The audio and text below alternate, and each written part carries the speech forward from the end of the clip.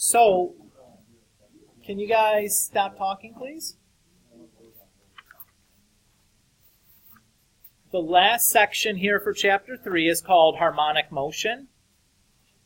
And basically what we're going to be talking about when we talk about harmonic motion is going to be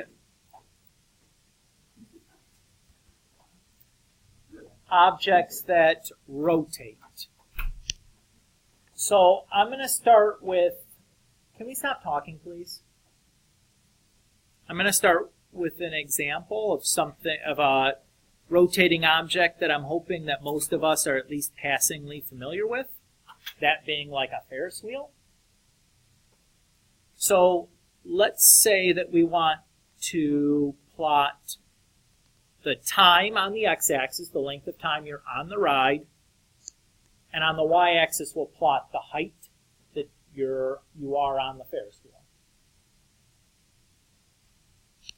So most of the time when you get on a Ferris wheel, you'll enter at ground level.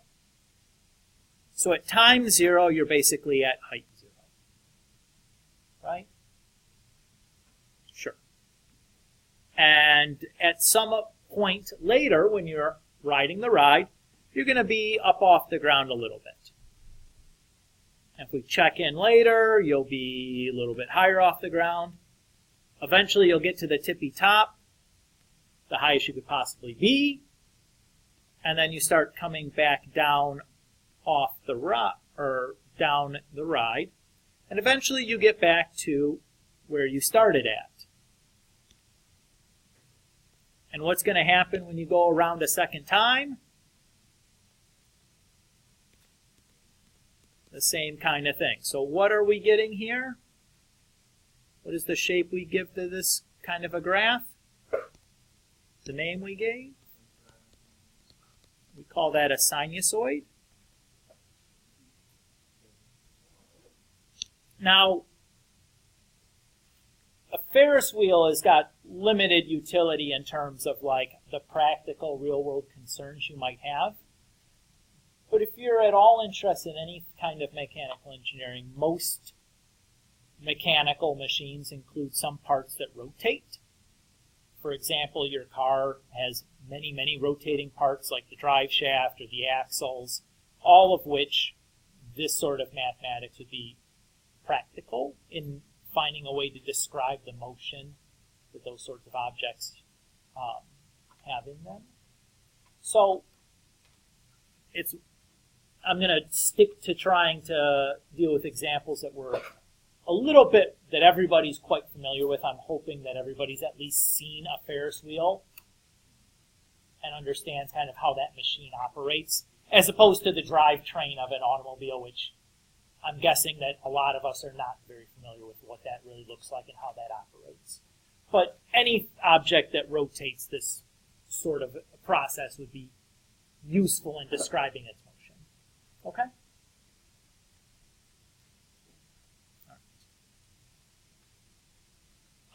The key takeaway here is finding a way to relate revolutions on our Ferris wheel to periods on our graph. And what is the big takeaway?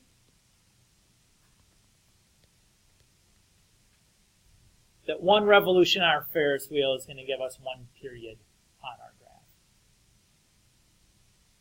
So it's a nice relationship there.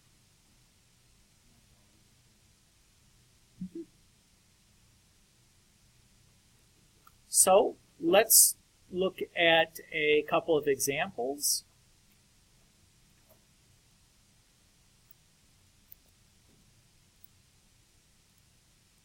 This is too much writing for Mr. Kulik, so he's going to just do a little bit of copying and pasting from our textbook. It's okay that I do this, though, because I'm a co-author on this textbook, so it's not plagiarism. If it's your own textbook.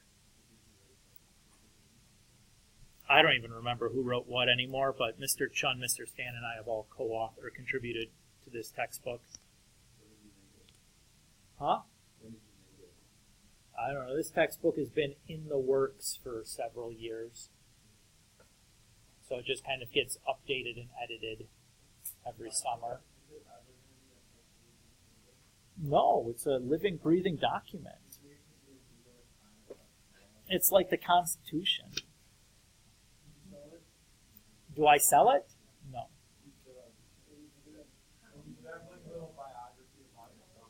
So if we were to sell this, you know who would be paying for it? You, who are using it. Okay. Fair enough. All right. So a 100-foot diameter Ferris wheel is positioned with the center of the Ferris wheel is positioned 55 feet off the ground. This could use some more editing. The Ferris wheel spins at a rate of 1 revolution per 2 minutes. Construct a function to model the height of a rider, where height is measured in feet, time is measured in seconds, and the rider enters the Ferris wheel at its lowest position. Seems like there's kind of a lot going on here. I would start by drawing myself a bit of a picture to kind of get an idea of what's going on here. So there's my Ferris wheel and there's the ground. There's the center of my Ferris wheel, and I'm told that this distance is 55 feet. Everybody agree with that? Okay. I know that this distance here to here, how much is this distance? That's 50 feet. How do you know that? The diameter of the Ferris wheel is 100. That is a radius, so that has to be 50. As a result, what can I say about this length here? That's 5 feet. Does everybody feel happy about the picture that we've drawn and labeled here? So far, so good? Okay. Next thing I want to do is determine whether I should be dealing with a sine function or a cosine function. What do you guys think?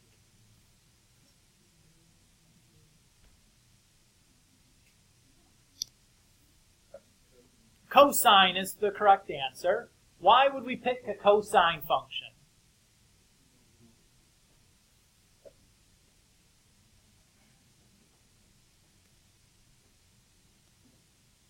It's this sentence that tells me that I should be using a cosine function because the lowest position is a minimum. And I know when dealing with minimum, when I know about the mins and maxes, I typically like to use cosine because it makes our life easier.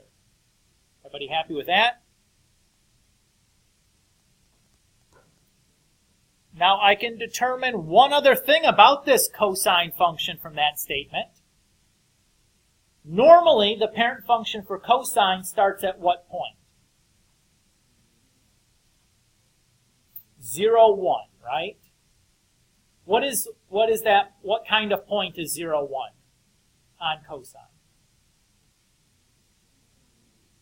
It's a maximum. What is our cosine function going to be starting at? A minimum. What does that tell me then? It's a reflection, so the A needs to be negative. So I got all that information just from that last sentence. I was able to determine that because I had a minimum start with, I should be using a cosine function. And because my function is starting with a minimum as opposed to a maximum, the coefficient for my cosine function should be negative.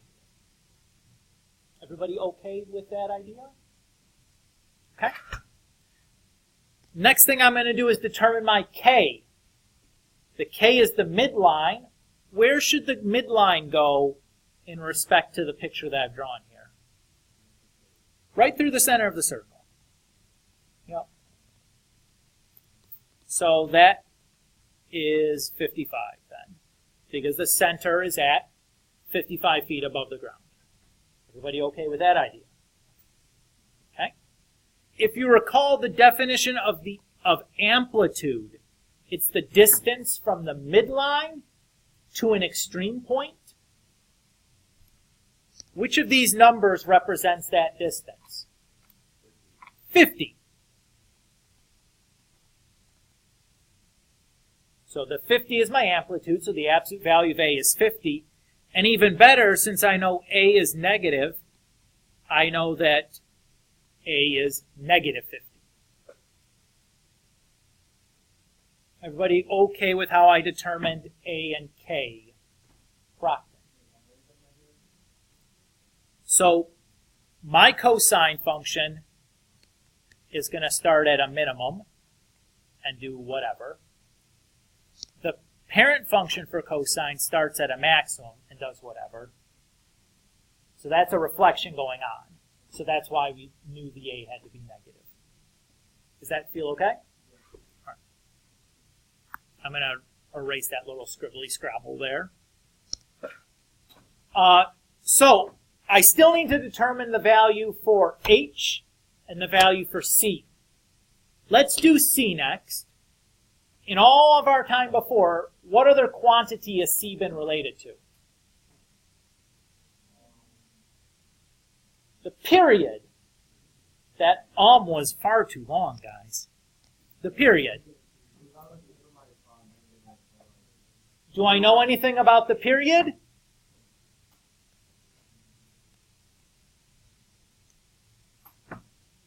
I know 1 revolution is 2 minutes.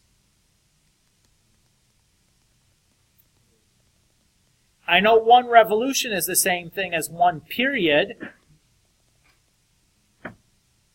I know 1 period is 2 pi absolute value C when I'm dealing with cosine. But I don't want to use 2 minutes. Why not?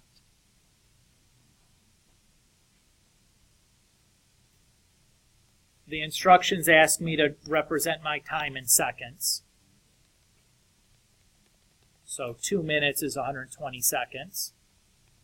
So when I divide both sides by 2 pi, I get that the absolute value of C is 60 pi. Or 60 over pi, excuse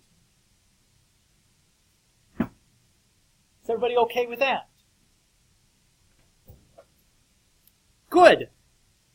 So the last straw here is figuring out H. So, parent function. I have a maximum. It's at 0, 1. My transform function is a minimum at time 0. What's the height at time 0 of the rider? 5. Right? Because we're right here on the ride.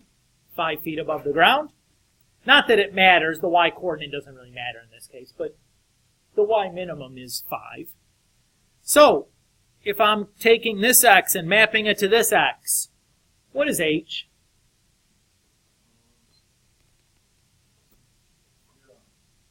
Right? If you're mapping 0 to 0, H has to be 0, right?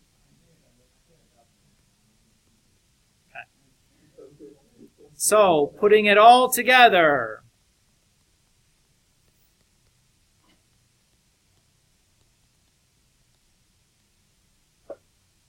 I'd say this, and obviously you can simplify the stuff down inside the parentheses.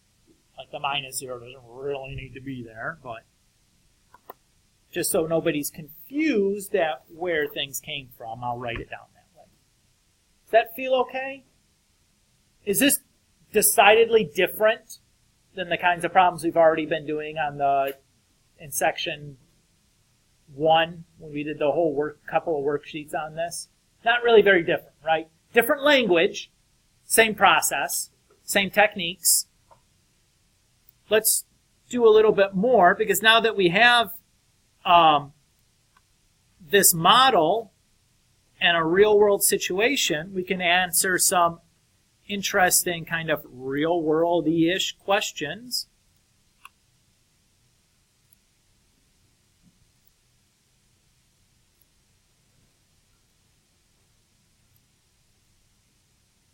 So using this equation that we built.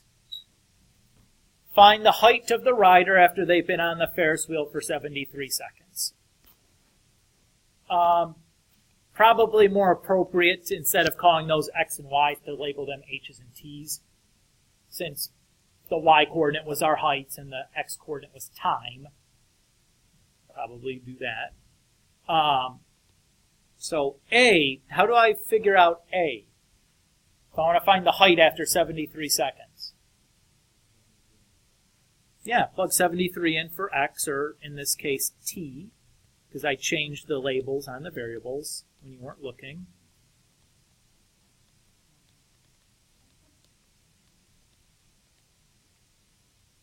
And then what do I do with that? Just type it in my calculator, dude. When I do that, I get 93.86.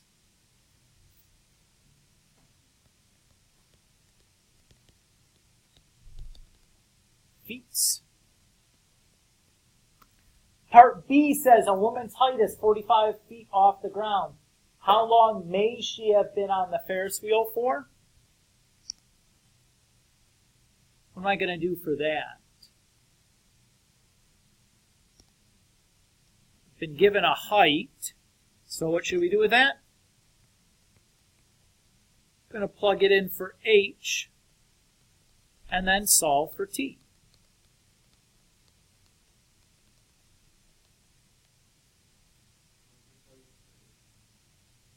Because it's a height. It says a woman's height is 45 feet off the ground. And then it asks how long, so I'm looking for a time, so I'm solving for t. Does that feel okay?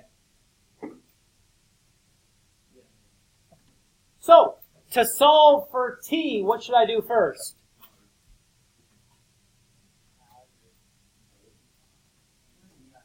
Subtract 55 from both sides. Okay, that sounds good to me. Then what? By negative 50. So that's going to give me 1/5. Okay. And how do I get rid of that cosine there?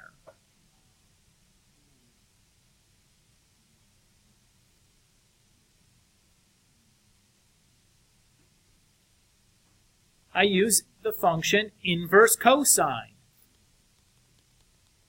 to both sides. That will cancel out the cosine. And then I can just multiply by the reciprocal.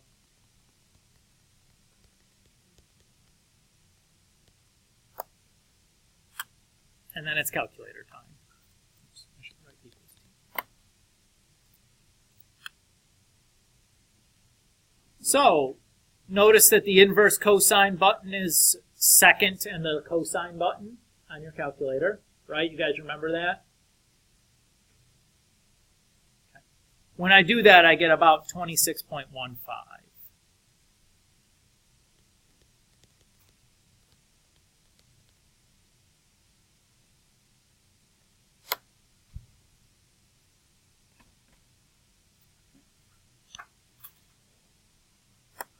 One more example and we'll be done with this.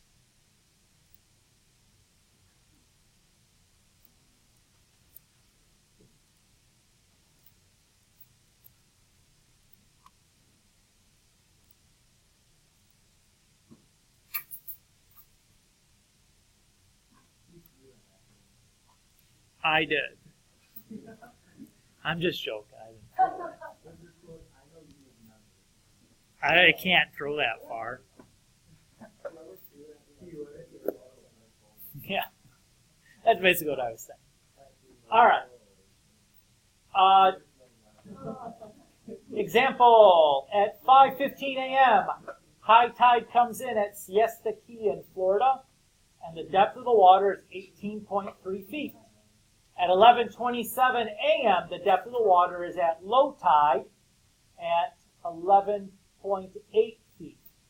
Model the depth of the water using a sinusoid function. Okay. What kind of function should I use, sine or cosine? Cosine, y. Good, I've given max and mins. Where are they?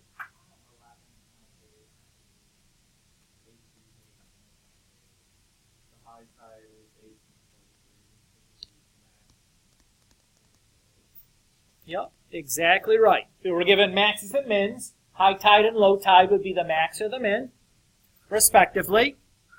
So I should be using cosine.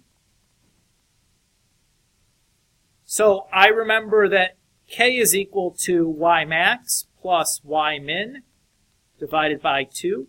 So 18.3 plus 11.8 divided by 2, which is 15.05.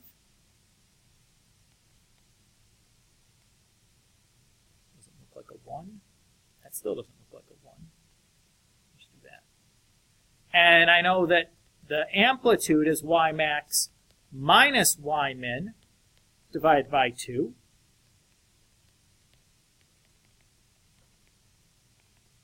Which is 3.25.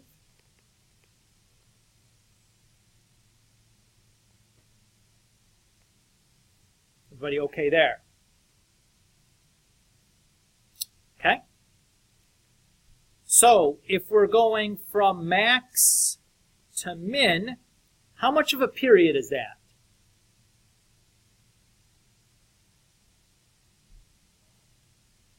That's 1? That's 2? It's a half.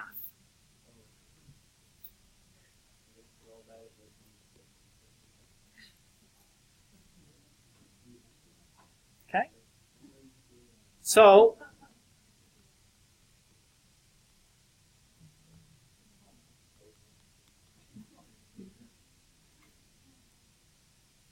I know that a half a period is going to be 6 hours and 12 minutes. But I probably don't want to represent this in terms of hours and minutes, right? It's hard to do computations that way. So I should probably convert this into all hours or all minutes. It doesn't really matter which one. I'm, for the sake of argument, going to convert it into hours because it keeps the numbers a little bit smaller and easier to manage. So how much of an hour is 12 minutes? It's 1/5, right? 12 divided by 60 is 1/5. Or in this case, I'm just going to write it as 0.2. So I know one period is 12.4, which is also equal to 2 pi times the absolute value of c. So the absolute value of c is 6.2 divided by pi. When I divide both sides by 2 pi, I get that. Is everybody okay with that? Okay. So I have A, I have K, I have C. What I need to do is determine the signs for A and C. And then I also need to determine the value for H. So the parent function is cosine, has a maximum at 0, 1. My transform function, should I map this to the maximum or the minimum? Let's match it to the maximum. Because I'm going max to max, I know that the A's are positive. And it says that maximum happens at 5:15 a.m. and it's a height of 18.3. So I know xy goes to cx plus h, ay plus k. So I can say that c times 0 plus h has to give me 5:15. Again, the 0 is the x-coordinate for my parent function, which just tells me that h is 5:15. I guess I should write am after that. But let's not be confused here. 5:15 is we're having the same problem that we had with 6:12. I should convert that into a decimal because I converted 6:12 into hours. I'm going to convert 5:15 into hours, which is 5.25. So now I have everything I need.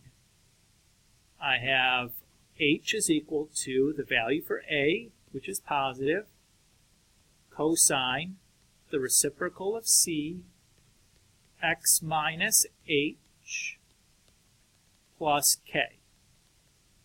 And really, I guess here instead of x, I meant t for time.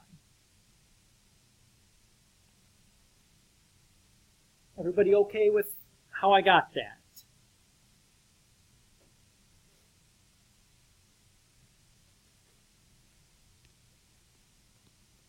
In part B, it says, find the depth of the water at 8 p.m. How do I do that? Do I just plug in 8 for T? No. Why not?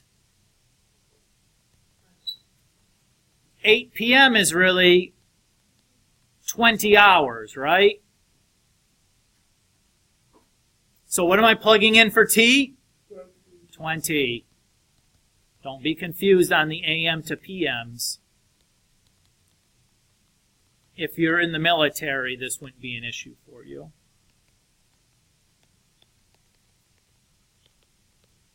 You guys know that the military tells time on the 24-hour clock? Yeah.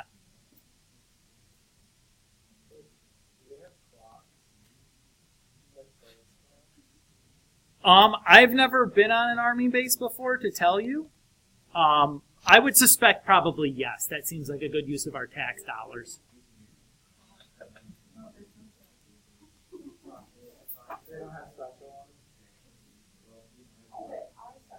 All right. Shh. They're probably all digital and run on a 24-hour scale. You can set your iPhone to be in military time so that the clock on the front does that. All right, zip it. We have one little piece left to do here. It asks, when will the first high tide occur the following day? Well, I know on day 1, I have high tide at 5:15 a.m. Right? I know one period is 12 hours and 24 minutes. Everybody okay with that? Do you know where I got the 1224 from? Okay, just for everybody else that didn't say yeah, because it was only one person, I was a little bit scared by that. We knew half a period was 612. So a full period must be 1224. Everybody's okay now? Okay. So if I add 1224 to 5:15 a.m., what do I get? I get 5:39 p.m. is my next high tide. That's still in day 1 though, right? Everybody agree with that? If I add another 1224, what time would it be then?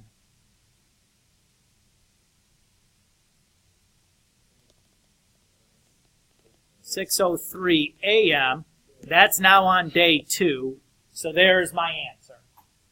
So basically, I'm just going to keep adding periods until I land in the next, or in the desired day. Okay? So hopefully not too bad. So let's finish out the homework for this chapter. That's 27 to 30.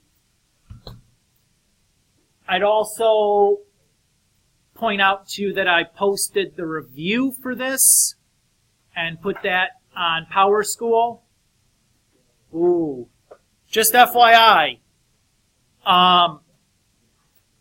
Everybody listen to me real quick. On the review, I forgot to check this because in the past we've talked about graphing secant, cosecant, and cotangent functions that we're not going to do anymore in this course. I need you guys to skip any graphs involving secant, cosecant, or cotangent from the review. If you see any on there that are still left, I forgot can't remember if I updated that or not, but you can just skip those questions from the review. I did. So if you go to Power School and you go and find the assignments and look at the Chapter 3 test. So 1 question where you describe a transformation. 2 questions where you write the sinusoid from a given information. 1 where you write the sinusoid from the given graph. 1 where you write the tangent function from the given graph. 2 graphing problems, 1 harmonic motion question. Basically, I think it's 9.